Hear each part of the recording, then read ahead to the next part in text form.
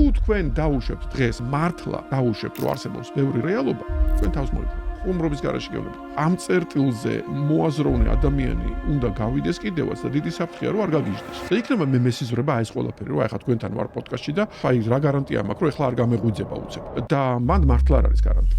მე თუ ვაკვირდები ჭიქას, მაშინ არის ჭიქა, მაგრამ მე თუ ჭიქას არ ვაკვირდები, ჭიქა არ არის. დაახლოებით ეგეთი რაღაცაა. სრული სიგიჟეა. კითხვის ნიშნის ქვემოთ აყენებს ყველაზე ფუნდამენტურს, რაც კი მეცნიერებას გააჩნია და მეცნიერების ფუნდამენტი არის ის, რომ ექსპერიმენტი, რომელსაც თქვენ ატარებთ უჩემოს და რომელსაც მე ვატარებ უთქვენოთ, უნდა იყოს ერთი და იგივე წინააღმდეგ შემთხვევაში, საერთოდ მთელი მეცნიერება ჩამოშლილი არის და მაშინ რაღაცა რწმენებში ვარ. დრო ეს არის განსხვავება ჩემსა და ჩემს შორისო. მე ვერ შევიგრძნობ დროს, თუ არ მაქვს წინ ორი კადრი, სადაც ამ ორ კადრს შორის არის რაღაცა, რომელიც გავს ერთმანეთს და ამ დროს არ გავს ერთმანეთს.